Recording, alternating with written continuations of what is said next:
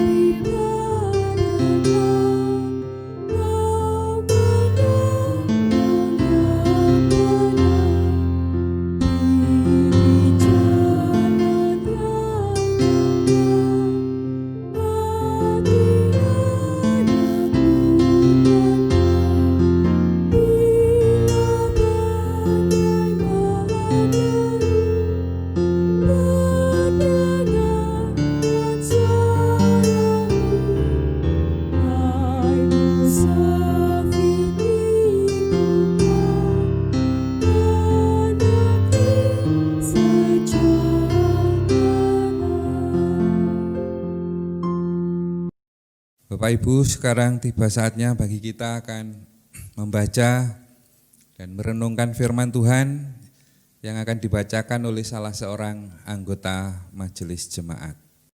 Bapak Ibu jemaat yang dikasihi Tuhan, tiba saatnya kita akan bersama-sama membaca firman Tuhan, merenungkan firman Tuhan yang akan disampaikan oleh hambanya Bapak Pendeta Hari Sabto Winedar.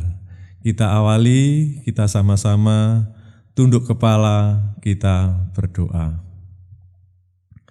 Tuhan, Allah Bapa kami yang berada di dalam kerajaan surga, kembali kami bersama-sama jemaat-Mu di Mulyorejo ini datang ke hadirat-Mu akan merenungkan, membaca firman Tuhan. Kami mengucap syukur ya Tuhan atas pemeliharaan-Mu yang kami rasakan, kesehatan yang nyata sampai hari ini kami alami. Dan saat ini kami akan bersama-sama merenungkan firman Tuhan. Kami mohon hikmat Tuhan turun atas kami semua, sehingga kami dapat memahami firman-Mu. Firman-Mu kiranya dapat kami terapkan dalam kehidupan kami sehari-hari. Kami berdoa secara khusus hamba-Mu Bapak Pendeta Hari Sabto Winedar yang akan menyampaikan, menguraikan, kiranya Tuhan memberi hikmat, sehingga bukan kehendak daging, tetapi benar-benar hikmat yang daripada Tuhan. Terima kasih ya Tuhan, kami siap mendengar firman-Mu. Amin. Bacaan firman Tuhan pada pagi hari ini, kita akan bersama-sama membaca dari Kisah Para Rasul 2. Kita baca ayat yang pertama sampai 21. LAI memberi judul bacaan pagi ini, Hari Pentakosta.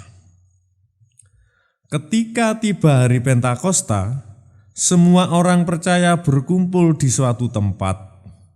Tiba-tiba turunlah dari langit suatu bunyi seperti tiupan angin keras yang memenuhi seluruh rumah di mana mereka duduk. Dan tampaklah kepada mereka lidah-lidah seperti nyala api yang bertebaran dan hinggap pada mereka masing-masing. Maka penuhlah mereka dengan Roh Kudus. Lalu mereka mulai berkata-kata dengan bahasa-bahasa lain seperti yang diberikan oleh Roh itu kepada mereka untuk mengatakannya. Waktu itu Yerusalem diam orang Yahudi yang saleh dari segala bangsa di bawah kolong langit. Ketika turun bunyi itu, berkerumunlah orang banyak. Maka bingung karena mereka masing-masing mendengar rasul-rasul itu berkata-kata dalam bahasa mereka sendiri. Mereka semua tercengang-cengang dan heran, lalu berkata, "Bukankah mereka semua yang berkata-kata itu orang Galilea? Bagaimana mungkin kita masing-masing mendengar mereka berkata-kata dalam bahasa kita sendiri, yaitu bahasa yang kita pakai di negeri asal kita? Kita orang Patria, Media, Elam, penduduk Mesopotamia, Yudea, dan Kapadokia, Pontus dan Asia, Frigia dan Pamfilia, Mesir, dan daerah-daerah Libya yang berdekatan dengan Kirene, pendatang-pendatang dari Roma. Baik orang Yahudi maupun penganut agama Yahudi, orang Kreta dan orang Arab. Kita mendengar mereka berkata-kata dalam bahasa kita sendiri tentang perbuatan-perbuatan besar yang dilakukan Allah. Mereka semuanya tercengang-cengang dan sangat termangu-mangu sambil berkata seorang kepada yang lain, "Apakah artinya ini?" Tetapi orang lain menyindir, mereka sedang mabuk oleh anggur manis. Ayat 14, khotbah Petrus. Maka bangkitlah Petrus berdiri dengan ke-11 rasul itu, dan dengan suara nyaring ia berkata kepada mereka, "Hei kamu orang Yahudi, dan kamu semua yang tinggal di Yerusalem, ketahuilah dan camkanlah perkataanku ini.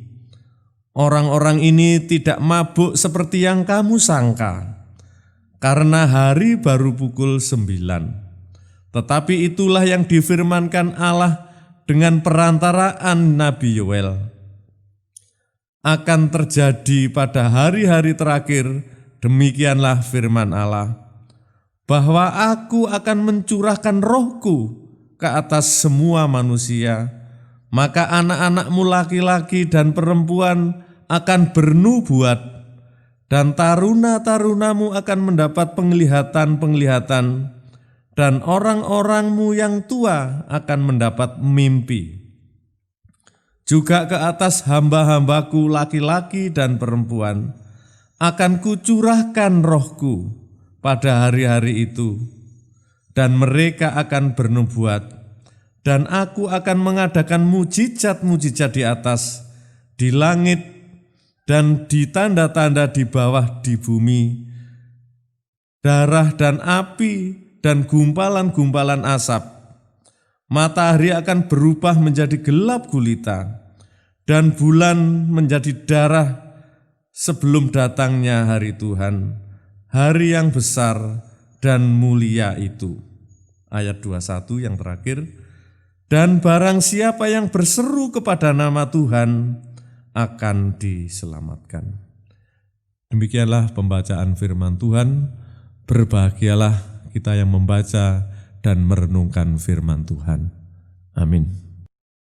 Demikian firman Tuhan, dan berbahagialah kita yang mau mendengarkan, merenungkan, serta melakukan firman Tuhan ini dalam hidup kita sehari-hari. Amin. Bapak Ibu Saudara yang dikasihi dan yang mengasihi Tuhan, Pentakosta merupakan hari raya yang penting bagi umat Kristen, bagi orang-orang percaya. Di kalangan orang-orang Yahudi ini merupakan hari raya terbesar yang kedua setelah hari raya Pondok Daun. Nah, Pentakosta merupakan karya Tuhan yang luar biasa yang oleh karenanya perlu direnungkan dengan lebih sungguh lagi. Firman Tuhan mengajak kita untuk melihat bagaimana Allah berkarya melalui hari raya Pentakosta ini. Firman Tuhan di dalam Kisah Para Rasul pasal 2 ayat 1 sampai dengan 21 yang baru saja kita baca ini mengingatkan kita yang pertama bahwa ada tanda-tanda lahiriah seperti tiupan angin yang keras, seperti lidah-lidah, seperti nyala api dan sebagainya. Nah, Bapak Ibu, kita diajak untuk melihat tanda-tanda lahiriah ini. Ini merupakan suatu karya mujizat dari Tuhan. Kita melihat bahwa Pentakosta bisa juga diartikan hari raya penuaian.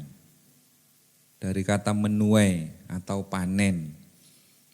Apa yang dipanen? Yaitu orang-orang yang percaya dan memberi dirinya dibaptis. Ini karya yang luar biasa. Jadi ketika hari raya Pentakosta disebutkan di dalam firman Tuhan, berapa kira-kira orang yang menyerahkan diri, memberi diri dan minta dibaptis?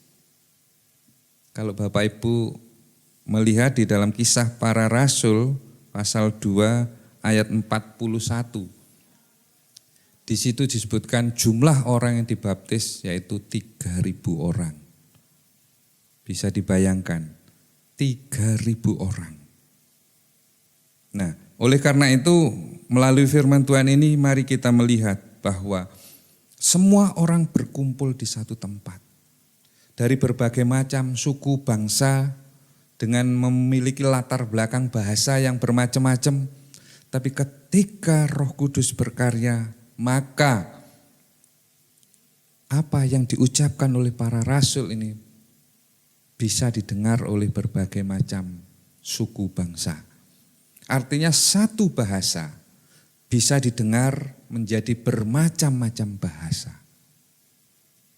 Nah, bukankah ini luar biasa?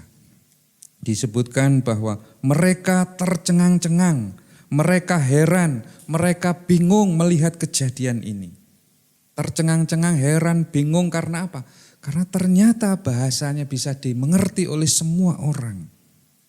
Dan ini merupakan sesuatu yang luar biasa yang perlu kita renungkan dengan sungguh-sungguh bahwa Allah sungguh-sungguh berkarya, Allah sungguh-sungguh merupakan mujizat. Jadi banyak orang memberi diri dan dibaptis.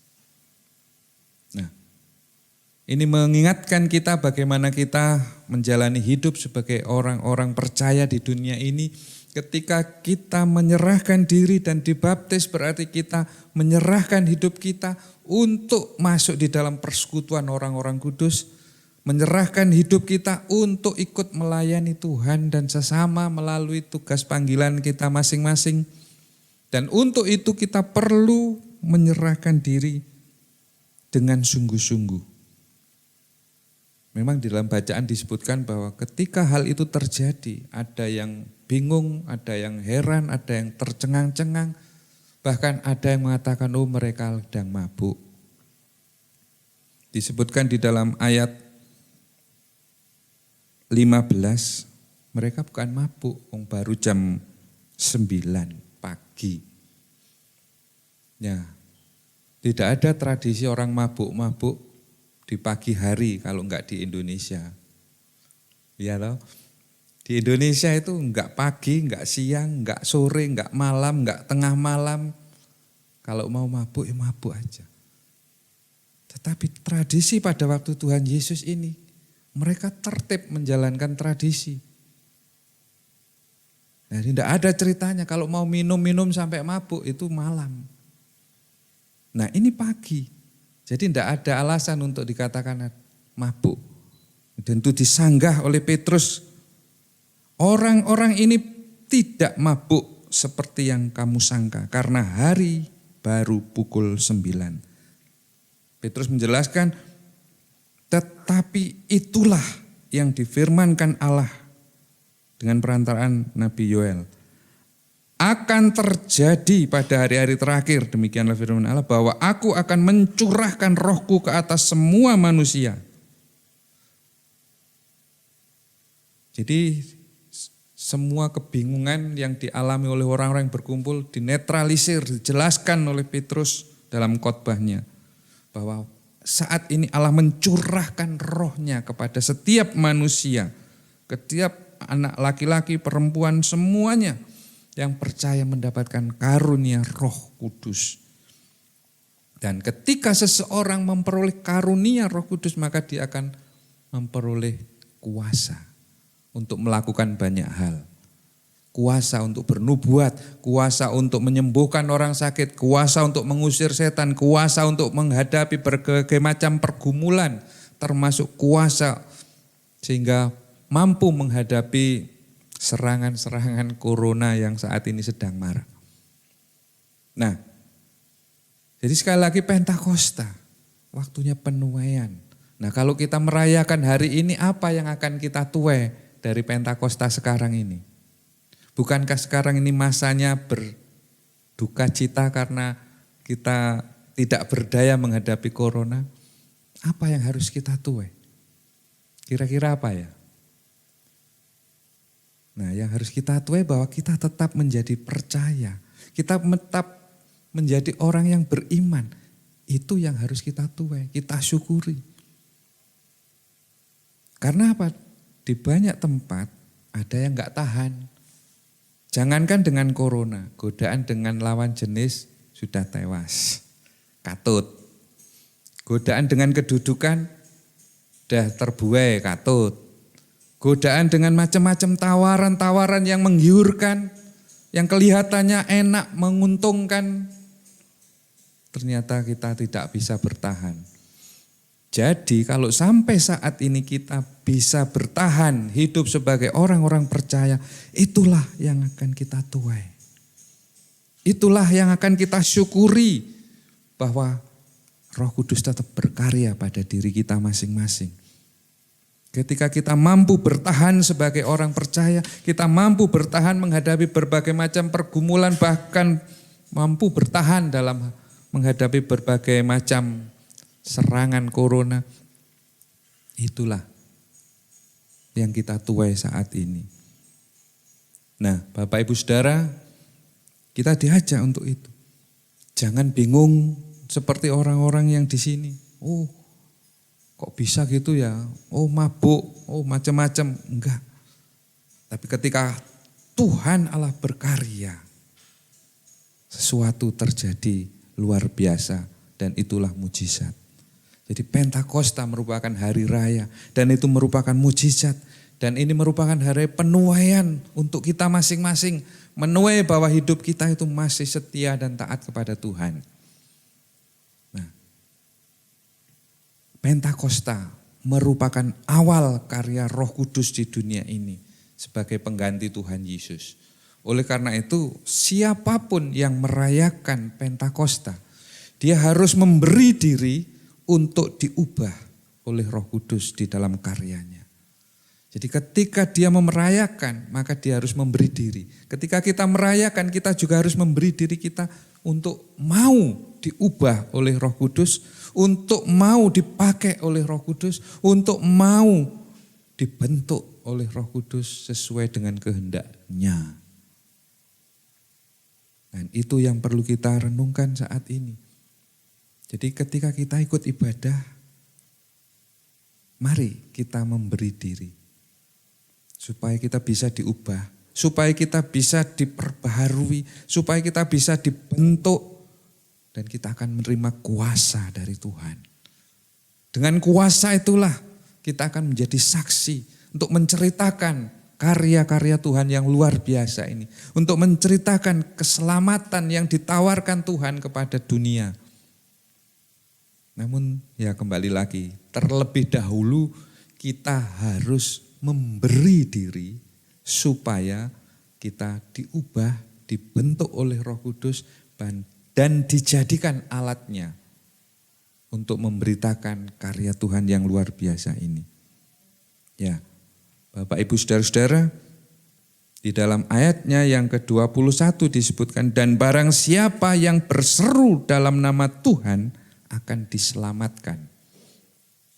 Baik lagi sebagai orang yang berseru dalam nama Tuhan akan diselamatkan. Apa artinya berseru dalam nama Tuhan? Berseru dalam nama Tuhan itu berarti kita meminta pertolongan kepada Tuhan. Kita meminta pertolongan karena kita merasa butuh pertolongan itu. Dan kita merasa butuh kekuatan dari Tuhan, butuh hikmat dari Tuhan, butuh tuntunan dari Tuhan. Dan itulah wujud pertolongan Tuhan yang kita perlukan untuk menceritakan, untuk bersaksi tentang karya Tuhan ini. Nah, sehingga melalui kehidupan kita, orang akan melihat, orang akan merasakan sesuatu yang dari Tuhan. Dengan demikian hidup kita akan menjadi berkat bagi orang lain. Nah, itulah bersaksi. Jadi Pentakosta mengajak orang percaya untuk lebih percaya lagi.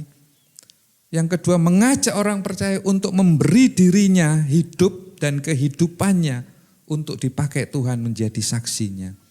Dan mengajak orang-orang percaya untuk menjadi berkat bagi orang lain. Jadi 3 hal. Pertama, kita melihat bahwa Roh Kudus berkarya. Yang kedua, mengajak orang percaya untuk memberi dirinya supaya dibentuk, dipersiapkan, diperlengkapi oleh Tuhan. Dan yang ketiga, mengajak orang-orang percaya untuk menjadi berkat bagi orang lain. Nah, semuanya itu hanya untuk kemuliaan nama Tuhan, bukan untuk siapa-siapa. Jadi ketika ini kita lakukan, maka sebetulnya ini menguntungkan diri kita masing-masing. Jadi ketika kita tetap bertahan di dalam persekutuan dengan Tuhan, ketika kita meminta pertolongan kepada Tuhan dalam nama Tuhan, disebutkan barang siapa yang berseru kepada nama Tuhan akan diselamatkan. Artinya tidak ada kesempatan untuk meminta pertolongan di luar Tuhan. Semuanya harus dilakukan di dalam nama Tuhan. Ditujukan kepada Tuhan Allah. Nah, kalau itu yang kita lakukan, menolong diri kita, menguntungkan diri kita, bahkan menyelamatkan kita. Jadi sebetulnya Bapak Ibu, kita mengajak, atau saya mengajak Bapak Ibu Saudara di dalam merayakan Pentakosta ini. Mari kita lakukan 3 hal, bahwa Roh Kudus akan bekerja. Roh Kudus akan berkarya. Yang kedua, mari kita memberi diri kita, hidup kehidupan kita untuk dipakai, dibentuk, diperlengkapi menjadi alat Tuhan. Yang ketiga, mari kita menjadikan hidup kita supaya berguna bagi sesama untuk kemuliaan Tuhan. Dengan kata lain, kita menjalani hidup kita dengan lebih taat dan setia, melakukan perintah-perintahnya, kita menjalani pelayanan kita dengan lebih sungguh lagi. Dan dengan demikian maka tidak sia-sialah kita merayakan Hari Raya Pentakosta. Karena memang Roh Kudus turun, Roh Kudus berkarya dan hasilnya nyata. Itulah Bapak Ibu yang perlu kita renungkan. Biarlah melalui firman-Nya ini kita akan semakin dikuatkan iman kita. Kita dijauhkan dari keraguan karena Tuhan Allah betul-betul berkarya melalui Roh Kudus. Selamat Hari Raya Pentakosta. Selamat menjalani hidup selamat memberi diri, selamat menjadi berkat bagi orang lain. Amin. Bapak Ibu Saudara, mari kita bersama-sama seluruh umat percaya di segala tempat, kita akan memperbaharui pengakuan iman kita yang akan dipandu oleh salah seorang anggota majelis jemaat. Bapak-bapak, ibu-ibu, dan saudara sekalian, kami mohon berdiri. Bersama-sama dengan jemaat segala abad dan jemaat-jemaat di seluruh dunia, marilah kita bersama-sama memperbaharui iman percaya kita. Pengakuan iman rasuli.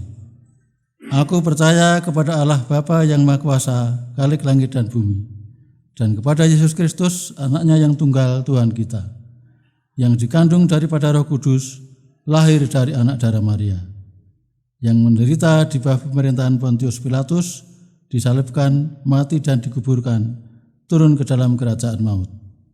Pada hari yang ketiga bangkit pula dari antara orang mati, naik ke surga, duduk di sebelah kanan Allah Bapa yang Maha Kuasa, dan akan datang dari sana untuk menghakimi orang yang hidup dan mati. Aku percaya kepada Roh Kudus, gereja yang kudus dan am, persekutuan orang kudus, pengampunan dosa, kebangkitan daging, dan hidup yang kekal. Bapak-bapak dan ibu-ibu, kami persilahkan duduk kembali. Dan sekarang tiba saatnya Bapak Ibu, kita akan mensyukuri karya Tuhan yang sudah kita rasakan. Sebagai wujud rasa syukur, mari kita mengumpulkan persembahan, dan sambil mengumpulkan persembahan kita akan memuji nama Tuhan. Dari Kidung Jemaat 235, Kidung Jemaat 235 kita nyanyikan bait pertama dan baitnya yang ke-7.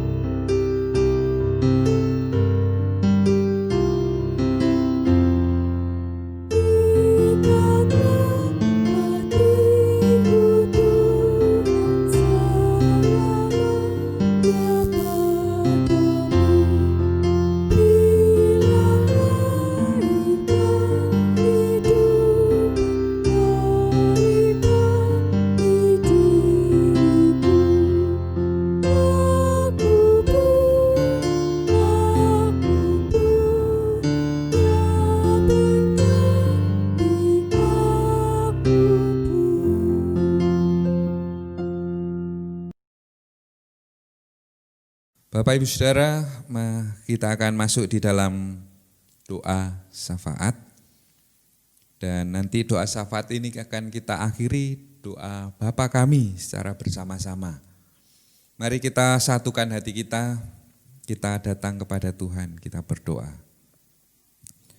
Ya Tuhan Allah yang Maha Kuasa, Sang Khalik yang boleh kami sembah, kami kenal melalui Tuhan Yesus. Ya Tuhan, perkenankan pada saat ini kami datang kembali di hadirat Tuhan yang kudus. Kami sungguh mengucap syukur karena Tuhan berkenan hadir di tempat ini, bahkan Tuhan berkenan berfirman kepada kami. Firman-Mu adalah makanan bagi rohani kami. Hal ini berarti Tuhan memelihara kebutuhan rohani kami. Oleh karena itu biarlah semua firman-Mu yang kami dengar saat ini, Tuhan sendiri yang menyempurnakan supaya firman-Mu sungguh-sungguh boleh kami terima, kami simpan di dalam hidup kami, bahkan firman-Mu boleh tertanam di dalam hati sanubari kami masing-masing, supaya firman-Mu akan tumbuh di dalam hidup kami seiring pertumbuhan iman percaya kami kepada Tuhan. Kami percaya Tuhan akan membimbing kami sehingga kami mampu melakukan firman-Mu ini di dalam hidup kami sehari-hari. Kami mampu merasakan karya Roh Kudus, kami mampu memberi diri untuk dibentuk oleh Tuhan, kami mampu menjalani hidup ini untuk menjadi berkat bagi sesama kami. Terima kasih atas firman-Mu.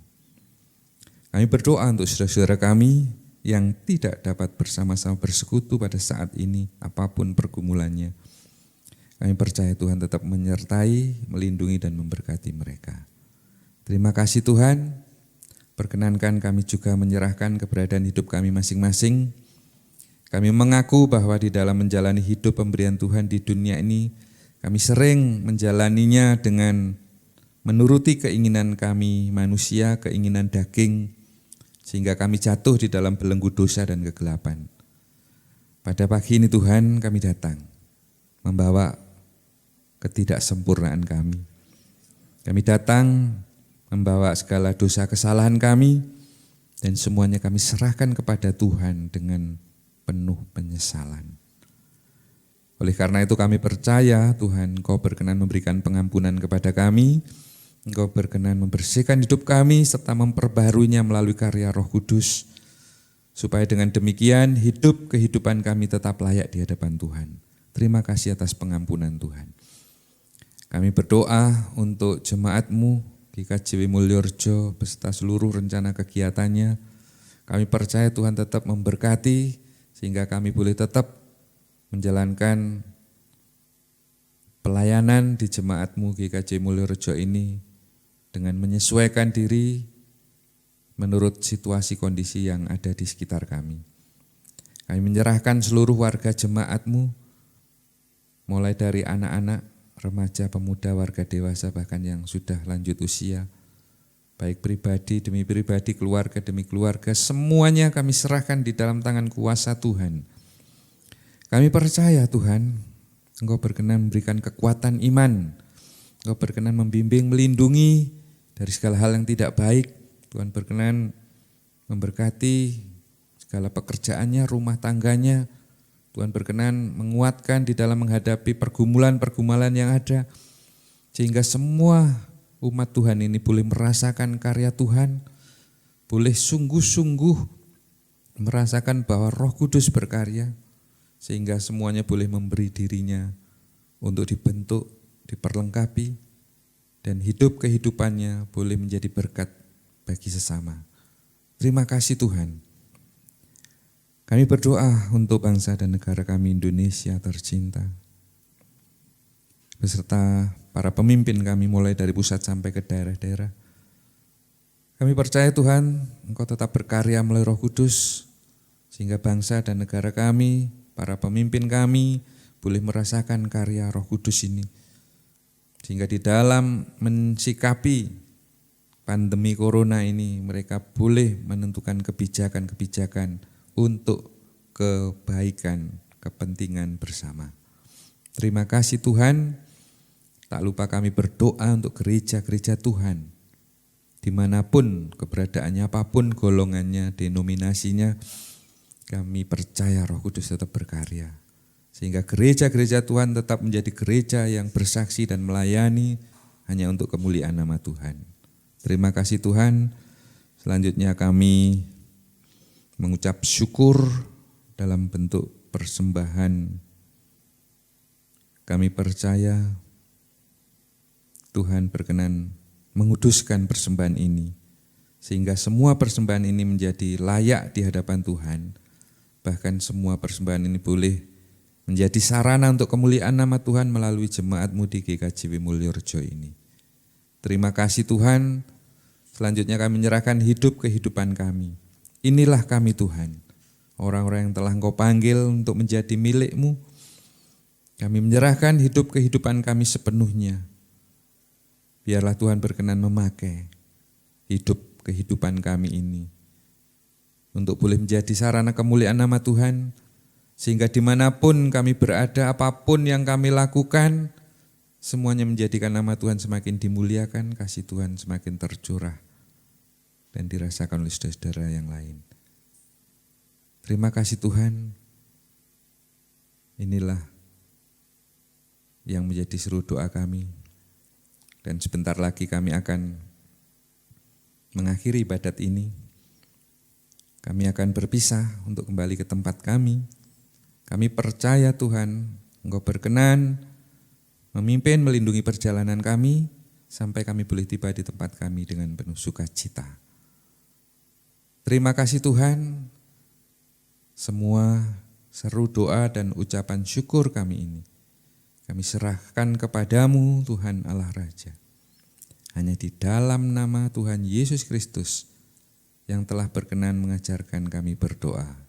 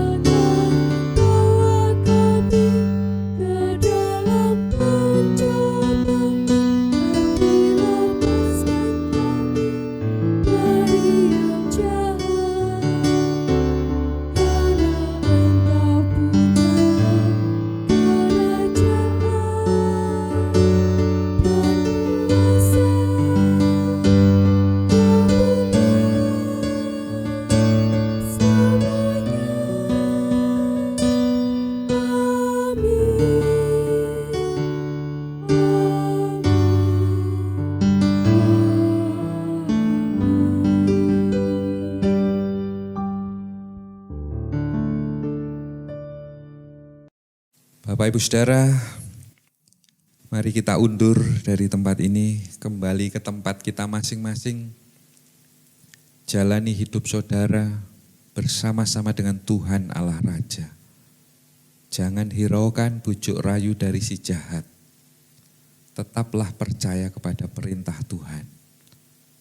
Dan ketika Bapak Ibu menjalani hidup bersama-sama dengan Tuhan Allah, saya percaya kita mampu melewati semuanya itu dengan penuh sukacita. Terimalah berkat Tuhan melalui hamba-Nya. Kasih karunia dan damai sejahtera dari Allah Bapa dan dari Tuhan Yesus Kristus yang terwujud di dalam persekutuannya dengan Roh Kudus senantiasa menyertai saudara-saudara mulai saat ini sampai selamanya. Amin.